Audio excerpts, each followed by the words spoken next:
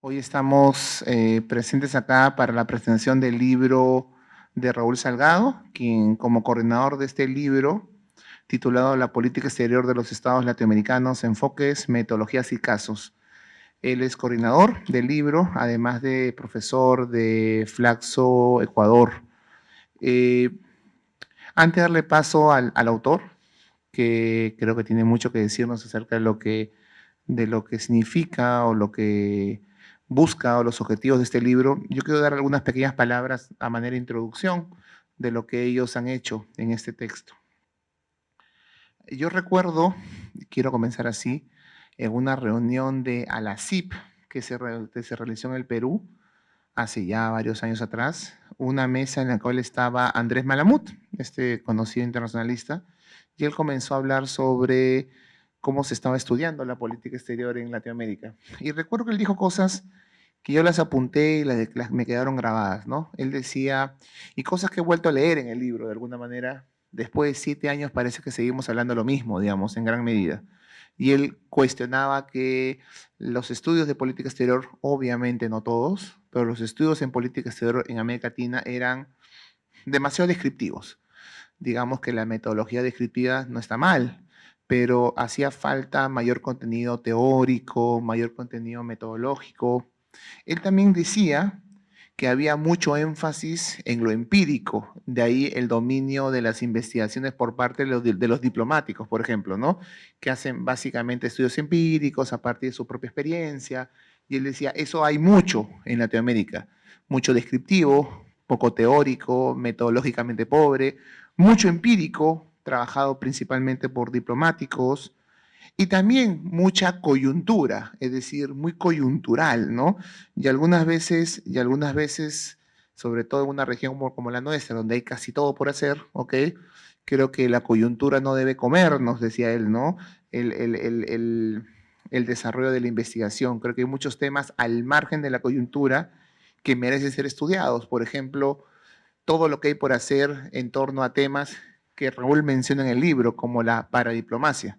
Es decir, en temas de paradiplomacia existen algunos polos de desarrollo, algo en México, algo en Argentina, algo en Brasil, pero creo que hay mucho por hacer en Latinoamérica en torno a esos temas. Y no los trabajamos, y Malomot decía de alguna otra manera, porque en parte no son parte de la coyuntura, ¿no? ¿Ok? O de los temas que importan, digamos, ¿ok? Dentro de la agenda política de los estados. Entonces, claro, él decía, esto merecería, ¿no?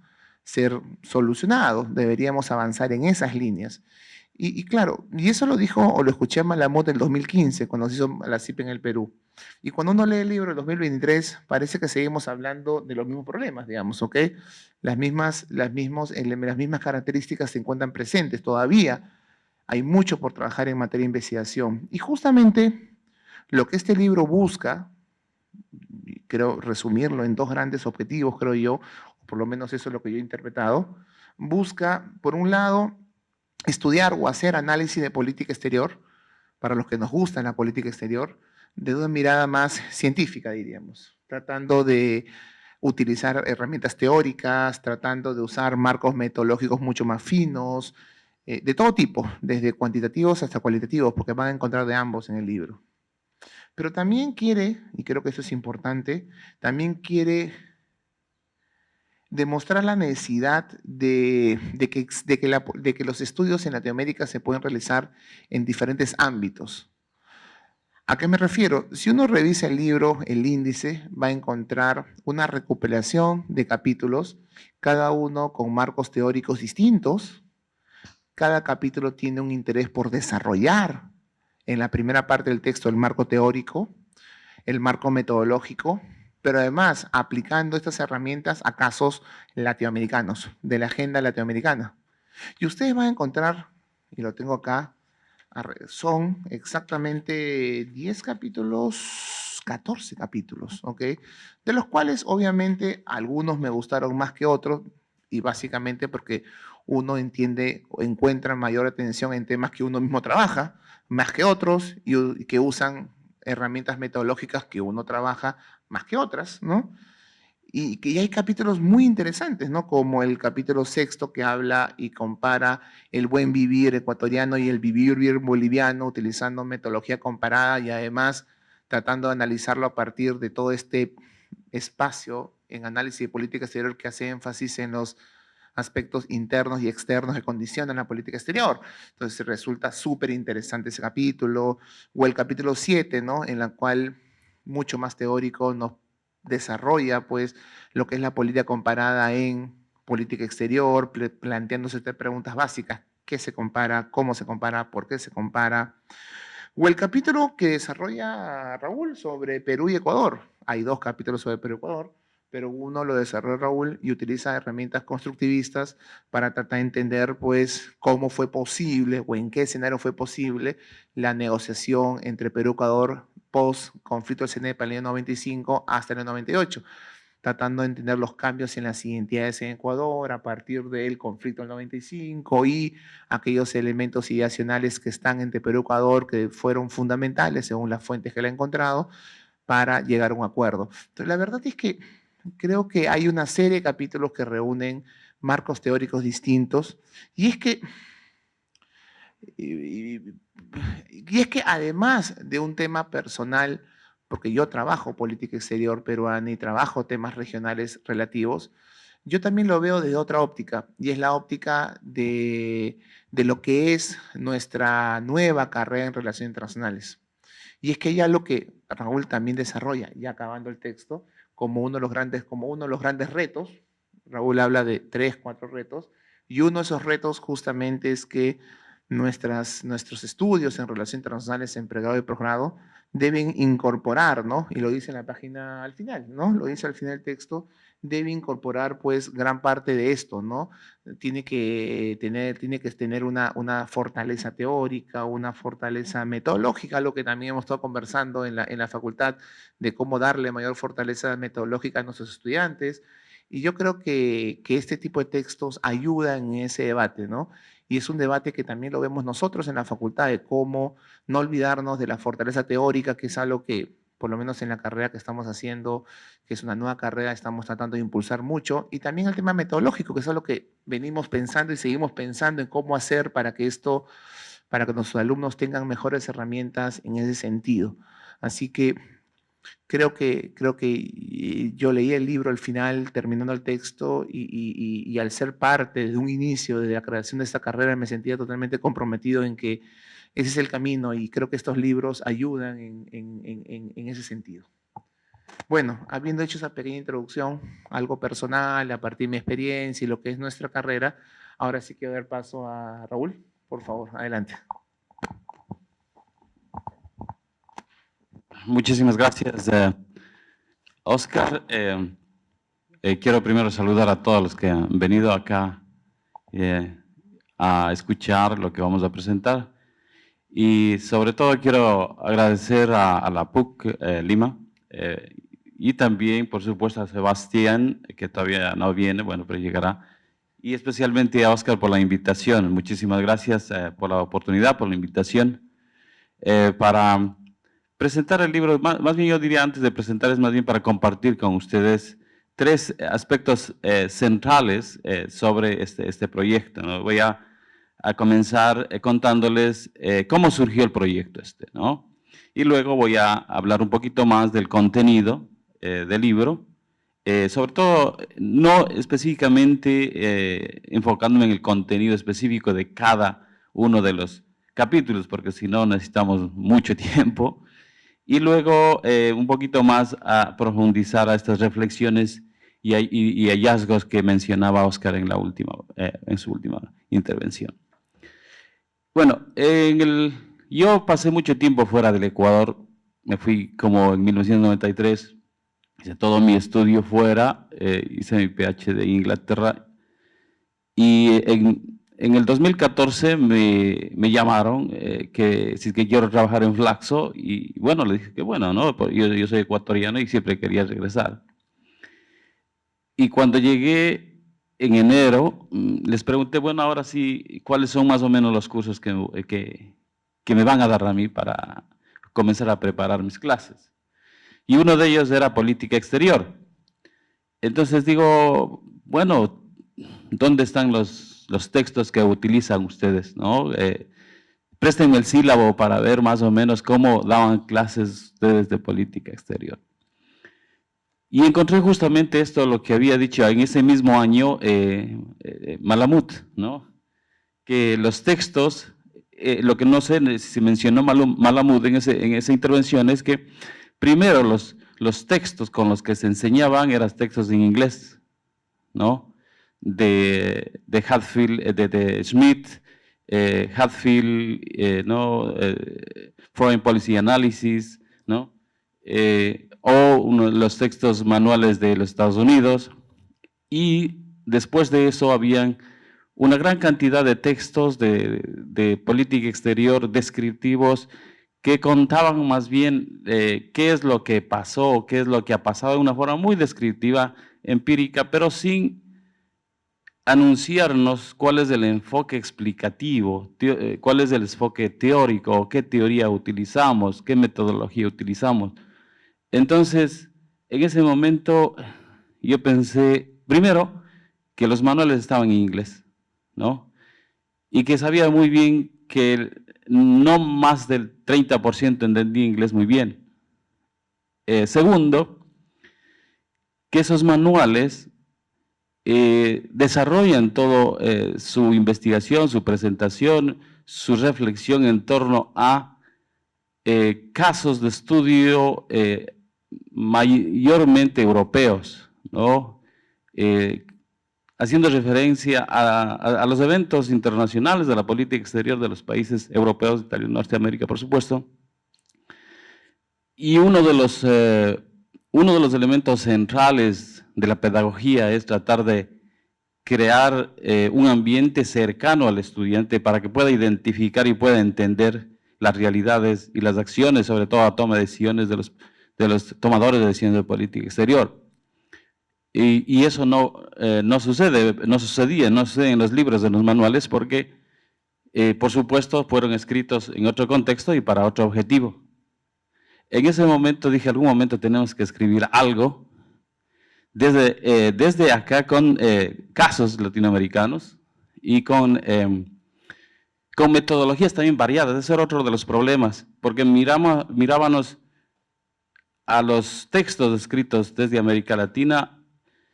Son textos históricos, descriptivos, pero no había, como decir, una variedad de métodos o no nos demostraban los métodos, el proceso de cómo llegué yo acá a estos resultados, y eso es fundamental, sobre todo cuando pensamos que hay estudiantes que llegan a estudiar relaciones internacionales, yo estoy hablando en Flaxo, que nosotros tenemos estudiantes que vienen, como decir, de antropología, o vienen con licenciatura en educación, vienen con licenciatura en comunicación, o son abogados. Entonces, para ellos es mucho más difícil darse cuenta de cómo se llegó a este proceso y cómo escribieron esos trabajos. Ese era el otro de los problemas centrales que teníamos. Y eso es lo que comenzamos con un grupo de colegas. Realmente, justo cuando comenzó, o sea, antes de comenzar la pandemia, comenzó el proyecto. La mayoría de colegas que están aquí son amigos y trabajan justamente en política exterior en América Latina. Hay algunos colegas que por el caso de la pandemia, por ejemplo, no pudieron concluir, pero algún rato tenemos que concluir el trabajo, así es que hay algunos capítulos que se quedaron ahí, algunos enfoques teóricos que son fundamentales, que vamos a hablar después, y que claro, en el momento de la pandemia esto fue muy difícil porque son 13 autores que participan aquí y que de repente se encontraban igual que nosotros con la dificultad de trabajar desde la casa, de cumplir con los horarios de clases, de la presión esta psicológica, pero de todas maneras yo creo que era tan importante porque yo seguía dando clases también, y los colegas también seguían dando clases y seguíamos mirando la necesidad de tener un trabajo que nos ayude, sobre todo, que sea como un manual, ¿no? Pero no en el sentido solamente desde el punto de vista normativo, sino también que sirva como un instrumento investigativo, o sea, un instrumento de investigación y que al mismo tiempo se demuestre cómo se llega a los resultados. Así surgió hasta que finalmente ya para la publicación Flaxo nos contribuyó con un fondo de investigación, también hay que agradecer a Flaxo, y nos ayudó también muchísimo con la edición. Y por supuesto, también hay que decir que muchas gracias a Alberto Van Claveren, quien había sido uno de los lectores pareciegos y que nos dio una muy buena recomendación para ya la publicación. Bueno, con eso de preludio quiero contarles un poquito más, como segundo punto, sobre los capítulos que tenemos. Como ustedes ven, yo coordino el libro, pero hay varios autores y vamos a mirar un poquito a cada uno de ellos. Bueno, en el capítulo introductorio, a breves rasgos, lo que yo hago es una introducción sobre la historia mismo de la disciplina. Hay que tener en cuenta que la política exterior es la acción de los actores políticos, ¿no? Y es el objeto de estudio de la disciplina. Y la disciplina es el análisis de política exterior, que surge por ahí como en los 50, como un producto de los debates y críticas al mainstream de las relaciones internacionales, que veía a la interacción de los estados como la caja negra, ¿no? Y que el Estado, o sea, prácticamente era el todo y el dominante de la política exterior. Y ahí surge la disciplina como una disciplina que dice, no, hay que mirar al tomador de decisiones, porque en sí, si el Estado es en sí el actor, entonces el Estado está compuesto por seres humanos, ¿no? Entonces es más importante mirar al proceso de toma de decisiones y también mirar al actor, porque el actor es un individuo y tiene agencia, tiene intenciones y crea objetivos. Ahí surge la disciplina. Entonces lo que yo hago en este capítulo primero es mirar cómo surge la disciplina y se va desarrollando, y también cómo se va desarrollando en América Latina. No es tan profundo porque es una introducción, pero era importantísimo también tomar ese punto e incluirlo porque es para estudiantes, sobre todo de licenciatura, por supuesto para estudiantes de posgrado y por supuesto también para colegas que quieren leer y profundizar y saber cómo podemos hacer investigación. Eso es importante, hacer también investigación, no solamente cómo enseñar o cómo ver qué enfoque teórico vamos a aplicar o qué debate teórico existe o ha existido en la disciplina, sino también cómo esos diferentes enfoques teóricos se puede aplicar para analizar la política exterior. Entonces, como digo, desde América Latina, por supuesto, han habido varios enfoques que lamentablemente no están trabajar en eso, pero sí hace referencia a esto, ¿no? Esa es la introducción. Luego tenemos el primer capítulo y esto, justo Oscar me preguntaba, ¿por qué comienzan ustedes con algo que no es tan fuerte, ¿no?, como el realismo? Y esto surgió en una discusión con los colegas porque el texto comienza con un enfoque postestructuralista. Realmente como se titula es Política Exterior Ecuatoriana y Crisis Migratoria Venezolana, una mirada desde el postestructuralismo faculdiano, de Claudia Donoso, ¿no? Y justo discutían, nos decían, bueno, en sí el realismo, el constructivismo, el liberalismo son teorías de las relaciones internacionales y son, sobre todo al realismo y al liberalismo, el análisis de política exterior hacía mucha crítica, ¿no? Y era lo que domina el mainstream de todo, incluso en los libros, en los manuales publicados en el mundo anglosajón, siempre comienzan por ahí. Entonces la idea es no repetir lo mismo y reforzar esa visión. Y además de eso, como digo, el análisis de política exterior apareció haciendo crítica a esas visiones. Entonces comenzamos por ahí, como digo, utilizando esa visión, sobre todo metodológicamente diría muy cualitativo. De hecho, utiliza análisis de discurso como método y como metodología, ¿no? Para analizar e interpretar, y desde esta perspectiva de cómo utiliza el postestructuralismo para estudiar la política exterior. Entonces, un texto bastante interesante porque siempre hay ese problema de cómo aplicamos una teoría ya en el momento mismo de hacer investigación. ¿Cómo aplicamos una metodología y cómo se combinan enfoque teórico, teoría, metodología? Y esto es justamente lo que trataban de hacer con el fin de que los estudiantes vean cómo es ese proceso de la investigación.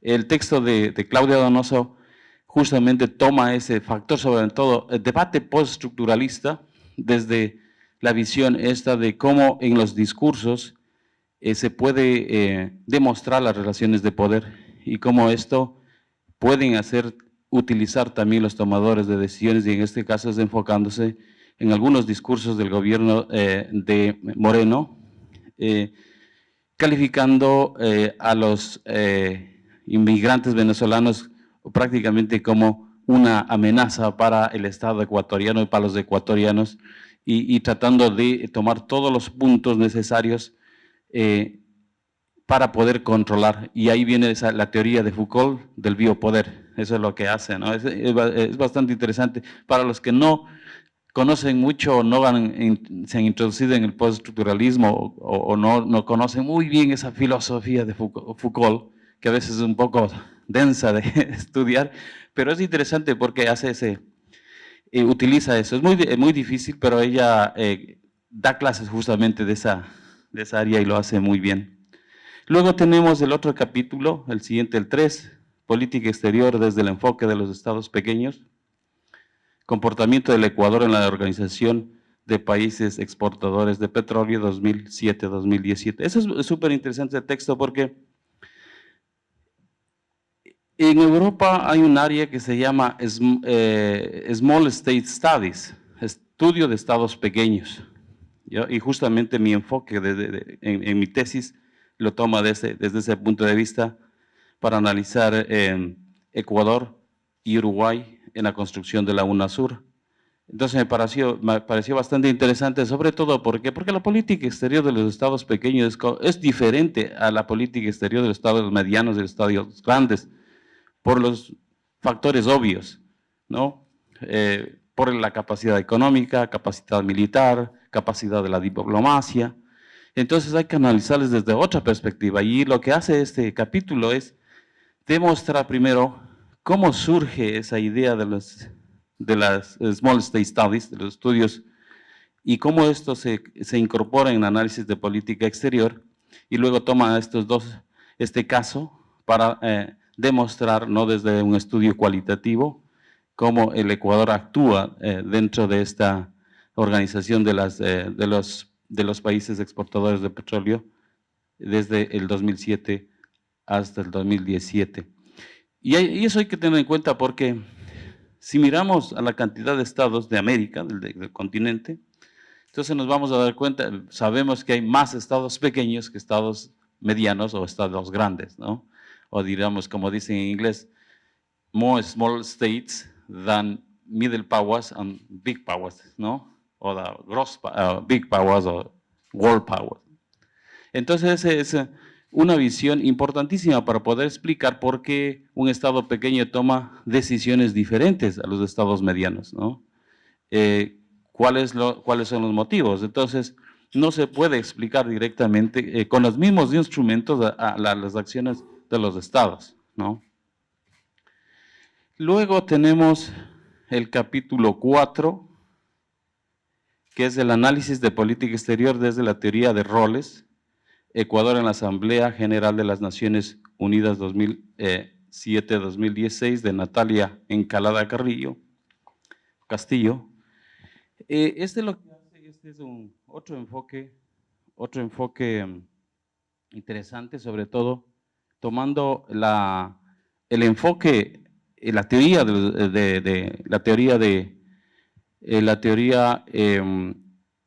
roles, ¿no? Eso tiene que ver sobre todo porque si es que vamos a analizar la política exterior de la mayoría de estados latinoamericanos,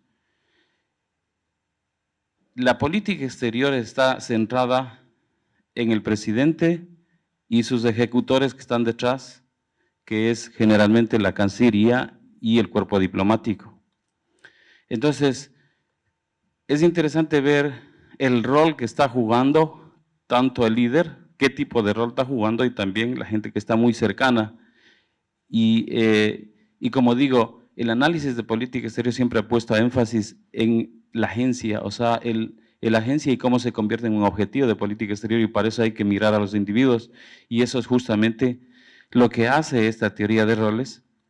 Y Natalia Encalada utiliza nuevamente el caso de Ecuador, que se puede tranquilamente mirar o utilizar ese marco teórico, ¿no?, para ver a los otros casos de los países pequeños o países latinoamericanos.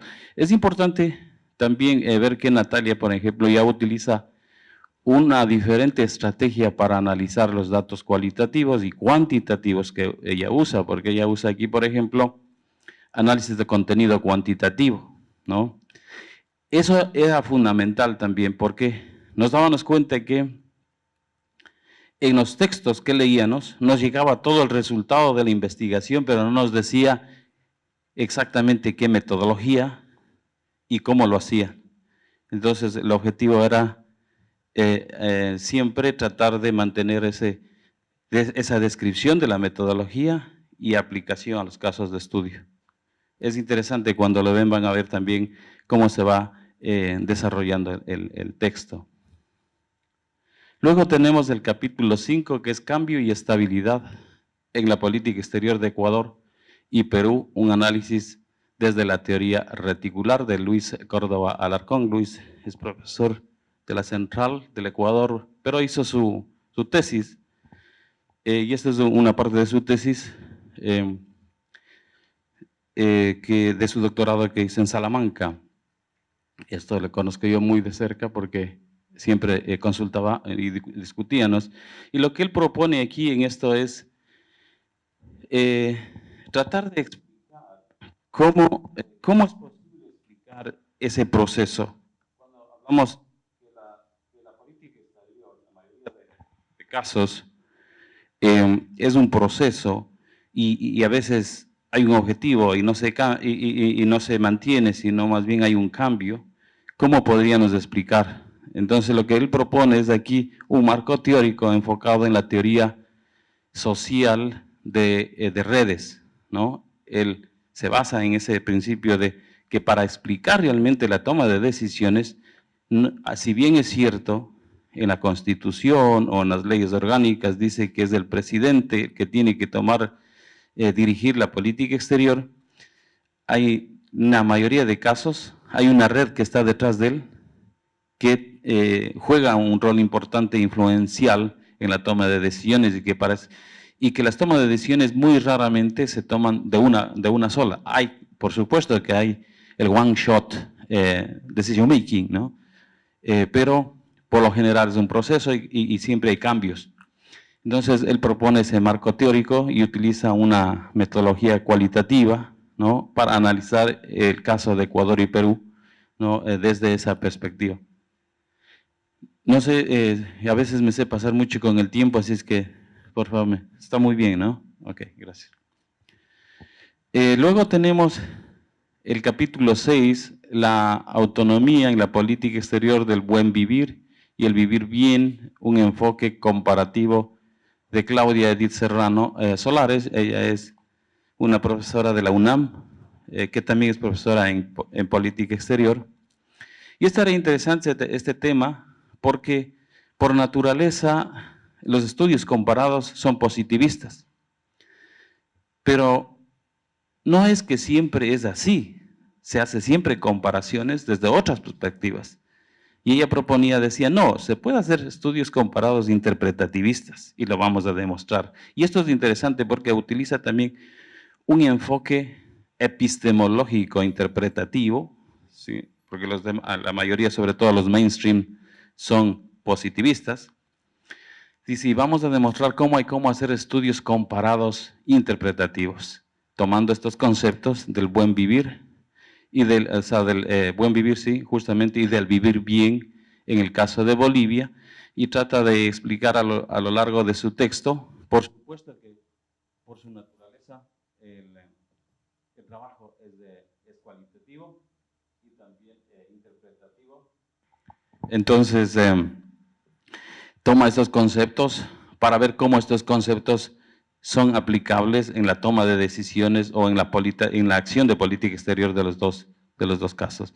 Eso es bastante interesante, como digo, sobre todo tomando en cuenta que por naturaleza siempre dicen, estudios comparados son estudios positivistas. No, mentira, hay cómo hacer, ¿no? Y eso es lo que va demostrando Claudia Edith Serrano aquí en este capítulo.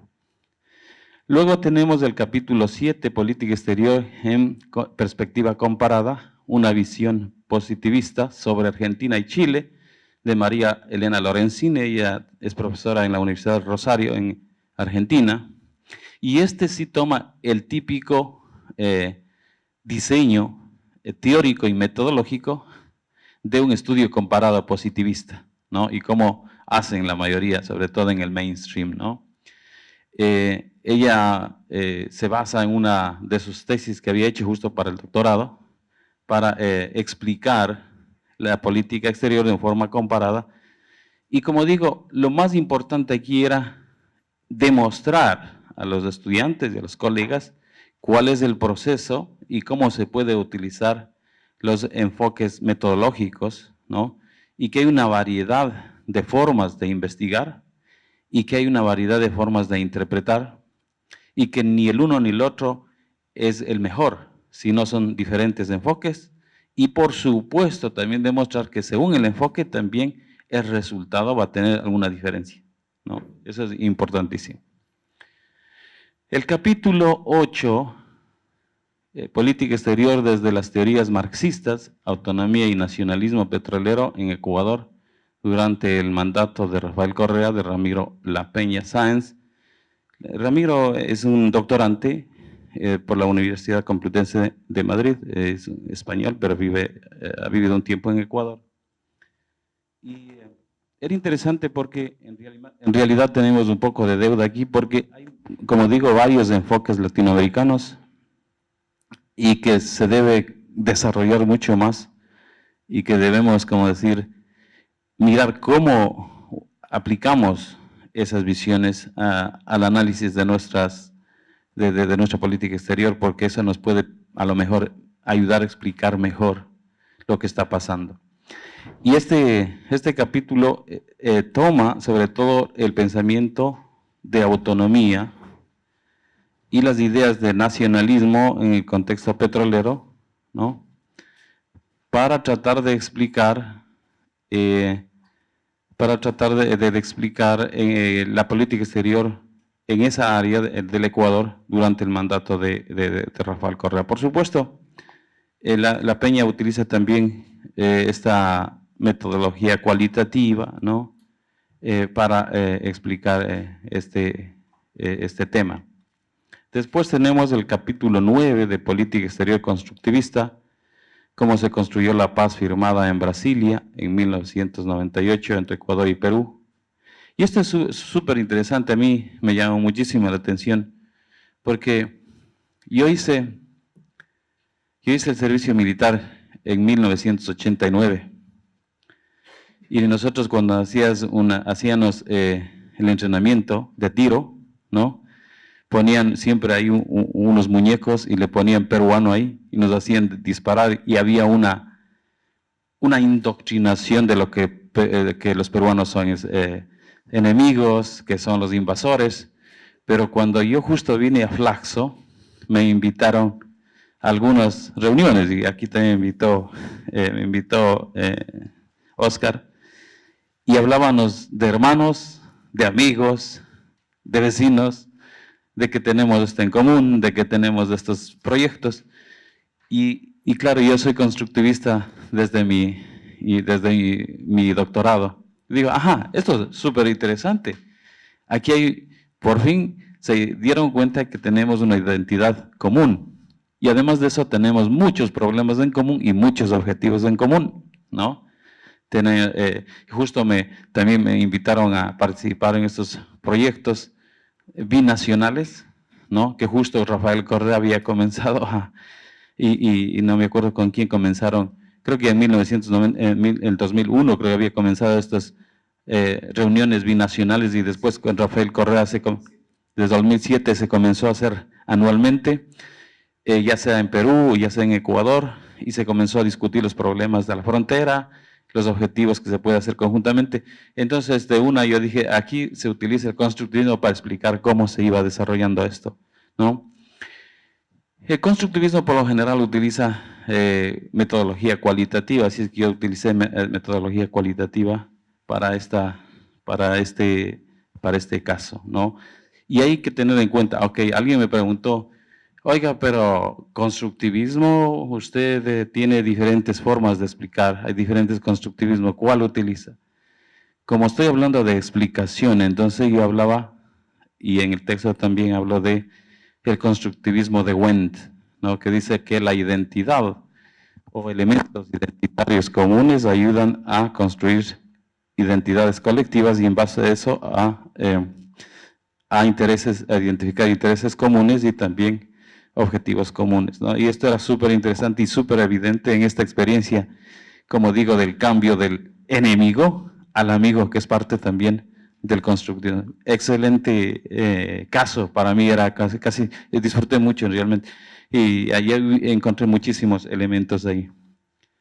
Luego tenemos el capítulo 10, los aportes del realismo neoclásico al análisis de política exterior, la política exterior de Uruguay frente a la crisis venezolana 2015 al 2020 de Carlos Luján y Camilo López Burrián. Ambos son uruguayos, profesores de la Universidad de la República, que justo les encontré también en una de las discusiones sobre estados pequeños y les conversé del proyecto y me dijeron, excelente, yo siempre he querido escribir así, es que vamos a hacer esto.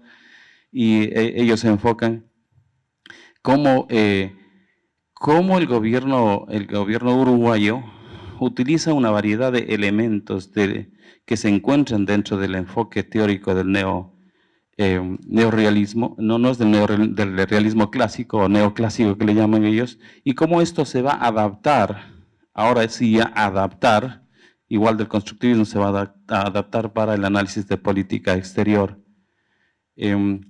Y aquí es muy interesante porque es un estado pequeño y no utilizan el enfoque del estado pequeño. O sea, se puede ver cómo se puede analizar la política exterior de un estado pequeño o estado grande mediante la adaptación o mediante diferentes enfoques, tanto originales del análisis de política exterior como, por ejemplo, el enfoque de toma de decisiones o el enfoque evaluativo. Porque esto es importante, el capítulo 9, el del constructivista, combina el enfoque evaluativo del análisis de política exterior para evaluar cuál fue el objetivo y si es que se ha alcanzado el objetivo, y acá en cambio utiliza más bien esta adaptación de una teoría de las relaciones internacionales, adaptándole para analizar la política exterior de un Estado. Luego tenemos el capítulo 11 del alineamiento político de los países latinoamericanos ante la influencia hegemónica de Estados Unidos y la potencia emergente de China, un análisis desde el realismo. Ahora, casi siempre han dicho, y eso había siempre un debate, que el realismo generalmente no sirve para analizar la política exterior, porque Waltz ya dijo que el neorrealismo es una teoría sistémica y que no podía explicar como decir, el rol de un solo Estado, a no ser que sea un Estado hegemónico, un Estado súper fuerte, que funcione como, yo diría, casi como sistema, o que pueda modificar el sistema. Lo que sí se puede hacer es enfocarse en los elementos de algunos actores de la política exterior, ¿no? para adaptar realmente ese enfoque al análisis de política exterior. Y esto era interesante porque también hay la diferencia entre un enfoque metodológico, interpretativo, cualitativo, y un enfoque positivista, cuantitativo. Y generalmente el realismo, casi por su historia, sobre todo a partir de los 1960, trascendió a un enfoque más cuantitativo. Y siempre he visto el problema en América Latina que la mayoría de trabajos, la mayoría, yo diría el 90, si no es más del 90%, han sido trabajos cualitativos.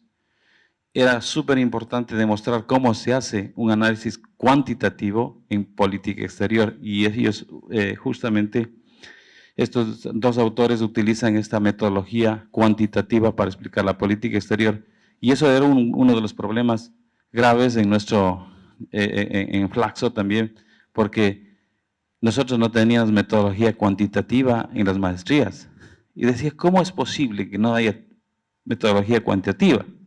Es fundamental. Entonces uno de los colegas decía, demuéstrame cómo se hace eso. Bueno, si vamos a demostrar, no voy a ser yo porque yo no soy cuantitativista, pero vamos a buscar a alguien que es cuantitativista que pueda hacer eso. Entonces esto es lo que hace aquí y lo demuestra muy bien. Luego tenemos el capítulo 12, voy a hacer un poquito rápido, que habla sobre la diplomacia como herramienta de la política exterior, análisis de la affaire Assange. Ustedes probablemente conocen a Assange y el problema del Ecuador con el Reino Unido. Entonces, cuando queremos investigar y explicar la política exterior, hay varios instrumentos de política exterior y varios de los textos dicen, bueno, podemos analizar la política exterior tomando en cuenta o analizando los diferentes instrumentos que utiliza el Estado o el actor en la política exterior. Y uno de esos es la diplomacia, por supuesto, el primer instrumento, ¿no? Entonces, Luis Córdoba Alarcón hace esa introducción primero de cómo podemos analizar cuáles son los instrumentos de política exterior y cómo utilizar para analizar, y uno de los temas que toma es justamente el affaire Assange, mirando a la diplomacia como herramienta de política exterior. Luego tenemos ya el último, y este es un complemento, de las políticas exteriores latinoamericanas entre la ideología y el pragmatismo, un marco analítico de Gianluca Gardini. Gianluca es también muy conocido, no sé si es que aquí en Perú, pero en Ecuador sí. Y él tenía un capítulo que publicó con Lambert, por ahí como el 2014, y yo ya le había conocido y cuando estuvo en Inglaterra ya le dije, tenemos que escribir conjuntamente. Entonces esta vez le contacté y justo me dijo, bueno, porque ya está de adaptar. Lo que él hace es mirar estos dos conceptos para analizar la política exterior en varios casos, toma varios casos de diferentes países de Latinoamérica y de diferentes periodos para mirar que en algunos casos los presidentes o los estados toman unas decisiones pragmáticas, pero en una gran cantidad de casos también las decisiones son desde la ideología. Es súper interesante, nos presenta un marco teórico y va demostrando también en algunos puntos.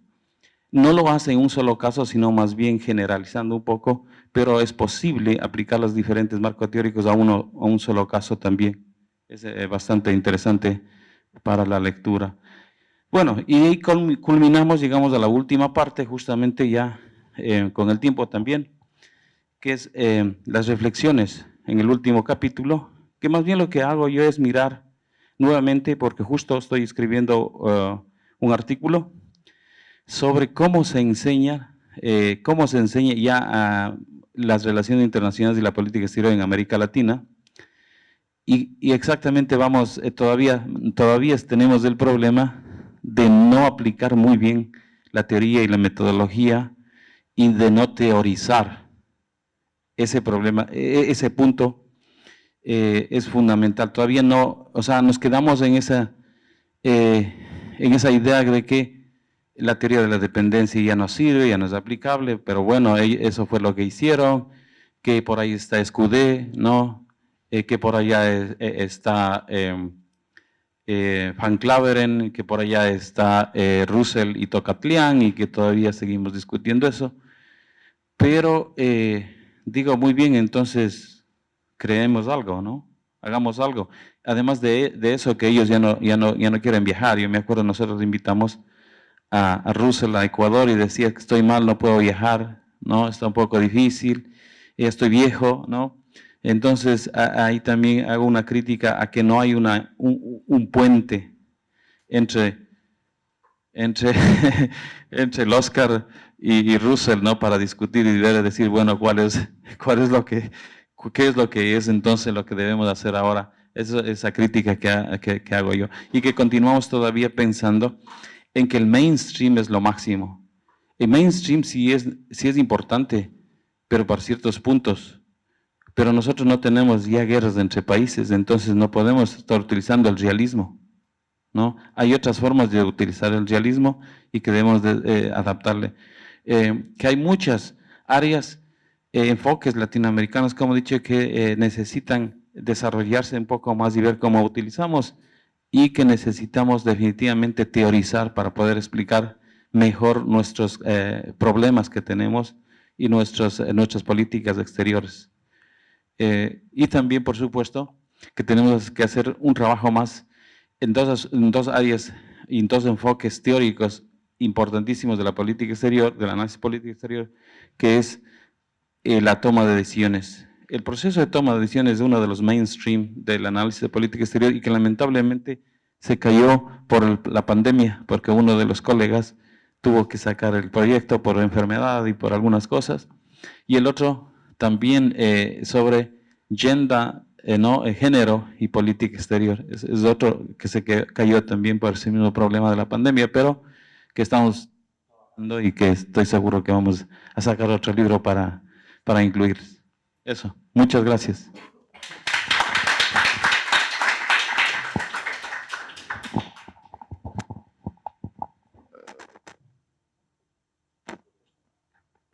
No mucho tiempo, pero si hay alguna pregunta, sería genial. Tenemos unos 5. Colega Vidarte, muy buenas tardes. Mi estimado colega Salgado, un saludo a Plaxo y a toda la red latinoamericana. Yo soy el doctor PhD Adrián Parra Torres. Traigo el saludo del señor doctor José Antonio Chen Escobedo de la Nación Estatal de Puerto Rico. Yo también soy profesor de Ciencias Políticas y Gobierno. Bueno, 3 breves interrogantes. A raíz de esta presentación, le felicito por el libro. Espero que pronto tengamos acceso a él. Tenemos una crisis en estos momentos muy delicada en América Latina, la crisis de institucionalidad. Nunca vamos a poder acceder a la OTAN, solamente con la problemática del presidente Lasso, la muerte cruzada, en la convocatoria a elecciones y en la disolución del Congreso. Por el otro lado está el ejemplo de Chile con Boric, la ascensión del Partido Republicano, extremista de derecha, que ahora gobierna la Convención Nacional que va a generar la nueva Constitución. Perú, que está entre un contexto muy delicado, ya salió el informe de la Comisión Interamericana y American Watch, que dice que el actual gobierno del 7 de diciembre hacia adelante incurrió en actos de uso excesivo de la fuerza pública. ¿Cómo aborda usted esto? O por lo menos su comentario en relación al libro.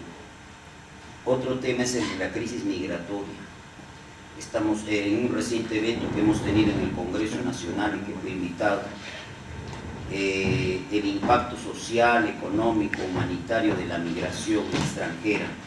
Hay 3 migraciones en este momento muy delicadas y esto es para toda América Latina, mucha preocupación.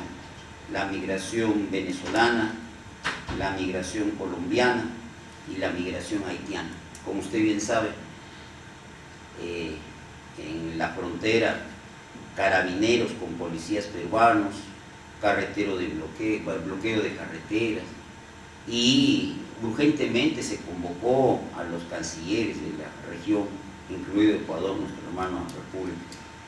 Y bueno, ¿cómo abordar este problema? Está por el tema de visas, está por el tema humanitario, el corredor humanitario, está el problema de una amnistía que se ha dado, por ejemplo, acá en migraciones para ellos, para que regularicen sus documentos, y expulsar a aquellos que son ilegales, son delincuentes, son personas ya prontuariadas allá en Venezuela mismo. ¿Cómo abordar este problema en los impactos jurídico, legal, social y humanitario? Por último, nuestro colega, mi querido colega, usted bienvenido a Perú. Estamos en un problema, allá en la universidad, más allá del Estado fallido o de la República inconclusa. América Latina está oscilando en este momento como un péndulo entre 2 extremos, las políticas de gobierno, de Estado y otros. Por un lado, el foro de Sao Paulo y el foro de Puebla. Marxismo, leninismo, comunismo, socialismo del siglo XXI, como lo llama usted. Y el otro extremo, el foro de Madrid, de nazismo, de fascismo, de una extrema liberal postfordista y el consenso de Washington. Cómo poder ejercer institucionalidad, meritocracia, acciones de política de buen gobierno, de reformas, si estamos oscilando en América Latina entre estos 2 extremos. Muchísimas gracias. Eso es todo. Bueno, muchas gracias por la pregunta. No sé si es que tomamos otra o simplemente contestamos esto.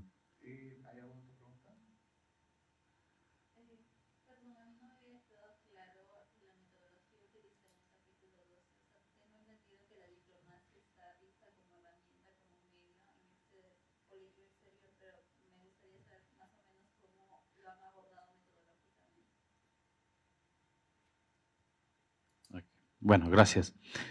Sí. Comienzo por esta o por la última. Por la última. Muy bien. Ya, el capítulo 12. ¿Cómo utilizamos?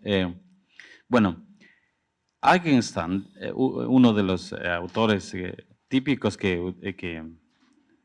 bueno, y generalmente siempre se habla de que la política exterior siempre ha tenido instrumentos de política exterior. Y que para analizar la política exterior se puede mirar a los diferentes instrumentos de política exterior. Por ejemplo, ahora ya hay el soft power, que es el poder cultural, ¿no? Y dice, ok, entonces, si es que es un poder cultural, ¿cómo utilizamos ese enfoque para analizar? Entonces, el marco teórico, o el marco conceptual se va desarrollando en términos de esa concepción, que es un instrumento de política exterior. Y la metodología es cualitativa. O sea, ahí lo que vamos a ver es los documentos, resoluciones, entrevistas, ¿no? A los tomadores de decisiones, a la gente cercana a esto. O sea, un marco metodológico cualitativo enfocándose en un caso específico, o sea, utilizando el estudio de caso como método, ¿no? Eso es lo que hace el autor, el colega Luis Córdoba. Bueno, regresando a las otras preguntas, muchas gracias. Solamente un detalle. Esta semana el libro ya va a estar en la biblioteca, así que vamos a dejar una copia del libro en la biblioteca que gentilmente Raúl nos ha dado. Así que para profundizar más exactamente, Nicolás, para profundizar un poco más en tu pregunta, el libro va a estar acá, así que ya lo puedes usar. Me imagino que una semana ya lo vas a poder sacar. Gracias, sí, gracias. Pero también pueden comprar online, ¿no? Sí, solamente creo que cuesta, no, se van a la página de Flaxo y creo que cuesta 7 o 10 dólares. Es barato. Este cuesta 12 y creo que el PDF online cuesta 7 dólares. Así que hemos hecho con el fin de que se pueda distribuir a todo Latinoamérica. Bueno, La crisis en América Latina. Yo justamente estoy coordinando una colección similar de este tipo, enfocándonos en el rule of law, ¿no? O sea, en el Estado de Derecho, ¿no? En América Latina. Y el problema que tenemos a través, a lo largo de América Latina y el Caribe, es que nuestras reglas no han sido creadas en un consenso directo desde el punto de vista cultural de cada país. Y por lo tanto, esa imposición o ese copy and paste de otros sistemas legislativos, sistemas legales, en una cultura diferente, no es aplicable. Que los sistemas legales deben ser reflexionados en los lugares donde se va a aplicar y que sea consensuado con los actores o los que viven ahí, a los que se les va a aplicar la ley, a los que se les va a aplicar y que sea un consenso. La mayoría de discusiones en América Latina para crear constituciones no ha participado el pueblo y no han hecho una reflexión sobre las posibilidades que si se puede vivir o no se puede vivir bajo esas leyes. Eso es por lo menos hasta ahora lo que hemos visto. El otro, y creo que aquí en Perú tienen el mismo problema porque de hecho estaba haciendo un seguimiento. No se pueden aplicar algunas leyes por lo que son implantadas, traídas y implantadas acá sin ninguna reflexión sobre la posibilidad si se puede aplicar o no, ¿no? Eso lo pasa en Ecuador. La muerte cruzada es uno de esos problemas, que no hay una reflexión clara al momento de crear legislatura, de crear leyes, saber cuáles son los posibles efectos de interpretación, ¿no? Y eso es, por ejemplo, la Constitución de Ecuador no hizo una reflexión de una variedad de artículos que son imposibles de aplicar, como por ejemplo este artículo sobre la ciudadanía universal. Con eso paso al siguiente punto sobre la migración. No se puede aplicar, ¿por qué? Porque en el momento que la Constitución dice que todos tenemos el derecho de viajar a través del mundo, no significa porque Ecuador lo dice, los otros países van a hacer. Necesita un consenso a nivel global para que permitan aplicarse el artículo. Y también el momento que Ecuador tiene eso, todo el mundo puede venir a Ecuador y no se les pueden incluso chequear a los yo diría, de criminales que pueden entrar tranquilamente, ¿no? Y que pueden vivir en Ecuador. Eso fue uno de los problemas graves. Y aquí hay una cosa muy importante.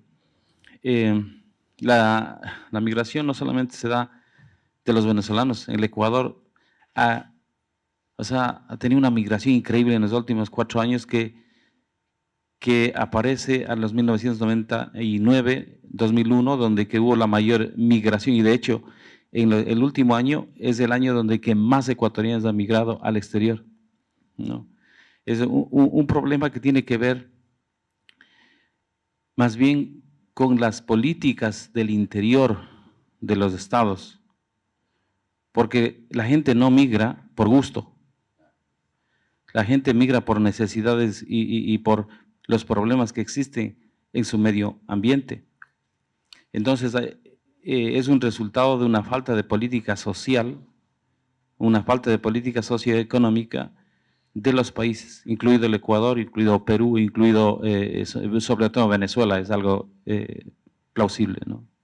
Y finalmente, esto de los estados fallidos y las diferentes perspectivas. Yo creo que todo mundo tiene una perspectiva y yo creo que lo más importante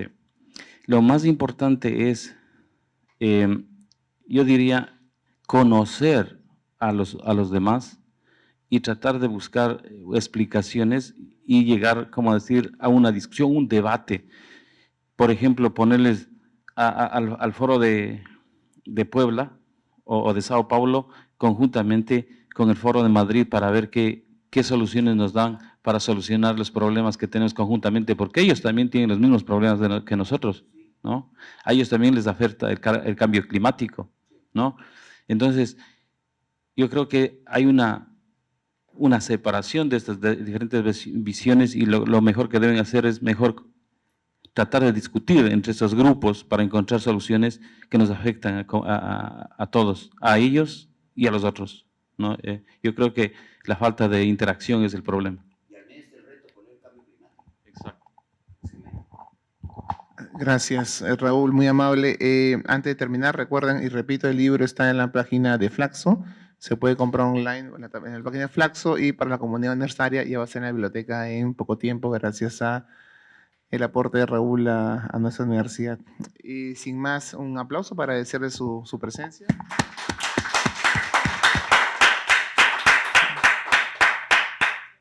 Agradecerle la presencia a Raúl, es un buen amigo, está acá por unos días.